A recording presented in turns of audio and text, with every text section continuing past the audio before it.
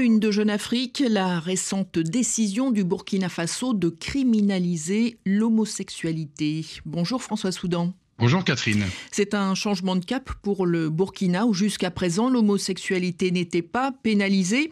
Mais le 1er septembre dernier, l'Assemblée nationale de transition a adopté une loi criminalisant donc les auteurs de pratiques sexuelles. Est-ce une décision à laquelle on pouvait s'attendre, François Soudan ? Oui, d'abord parce que le retour à la pénalisation de l'homosexualité est une tendance lourde sur l'ensemble du continent africain depuis une vingtaine d'années. Et ensuite parce que les souverainistes panafricains, dont le capitaine Traoré est un peu le héros, la référence, ont en commun une approche, je dirais, pathologisante, idéologique de l'homosexualité au nom de la défense de supposées valeurs africaines. Ils voient dans la volonté des Occidentaux de défendre, de leur imposer les droits des minorités sexuelles, une perversion délibérément exportée dans le but de dissoudre les familles africaines et d'en tarir la reproduction. C'est une vision évidemment très complotiste, mais qui est politiquement très pratique puisqu'elle permet de mettre dans le même sac impérialiste toutes les injonctions venant de l'extérieur, y compris celles concernant les droits de l'homme et la bonne gouvernance. Un amalgame commode dont use désormais le régime de Ouagadougou, Catherine. François Soudan, Jeune Afrique publie également un article sur les enlèvements et les enrôlements forcés qui se multiplient au Burkina Faso, avec à l'appui des témoignages de Burkinabés anonymes qui en sont victimes au même titre que des personnalités connues.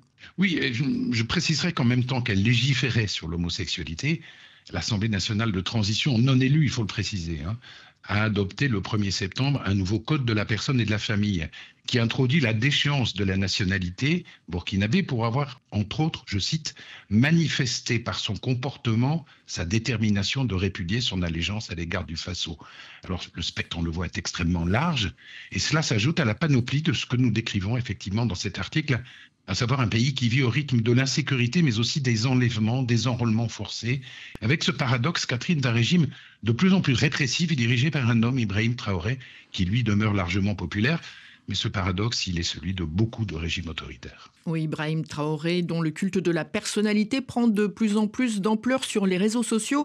C'est ce que vous avez pu remarquer, François Soudan. Alors, c'est un phénomène qui, depuis 6 mois, a pris des proportions assez hallucinantes. Il ne se passe pas de semaine sans qu'on ait droit à 3 ou 4 vidéos entièrement générées par l'intelligence artificielle, mettant en scène Ibrahim Traoré dans des situations totalement fictives et systématiquement à son avantage. Il y a eu la série des fausses chansons à sa gloire, de Beyoncé, Rihanna, Selena Gomez ou Justin Bieber. Il y a eu le faux message de Barack Obama. Il y a aussi la série, vous savez, des eBay pleure en voyant un enfant obligé de travailler pour nourrir sa mère. eBay pleure en apercevant son ancien professeur en train de mendier ou en écoutant l'histoire d'un ancien combattant enrôlé de force par la France. Et puis, des petites scénettes un peu plus sophistiquées, comme lorsque le vaillant capitaine porte la contradiction à Bernard-Henri Lévy en direct sur un plateau télé, ou qu'il refuse d'être délogé de son siège en business class au profit d'un homme d'affaires évidemment français. Enfin, ce must de la fake news, Catherine, que ce message vidéo de 36 minutes du pape Léon XIV à Ibrahim Traoré, utilisant la technique dite du morphing, qui fait en sorte que le mouvement des lèvres s'adapte au texte et qui a obligé le Vatican a publié un démenti. Alors tout ça est produit par une petite armée d'influenceurs digitaux, burkinabés, maliens, nigériens, coordonnés depuis la présidence par les 2 frères d'Ibé, Kassoum et Inoussa, et tout cela fait des centaines de milliers de vues partout en Afrique, au sein des diasporas, en Europe, en Amérique du Nord. Il y a pourtant bien des signaux repérables qui indiquent qu'il s'agit de montages souvent grossiers, Catherine, mais beaucoup ne les voient pas ou refusent de le voir. L'Afrique, hélas, est entrée dans l'ère de la post-vérité. Merci François Soudan, directeur de la rédaction de Jeune Afrique.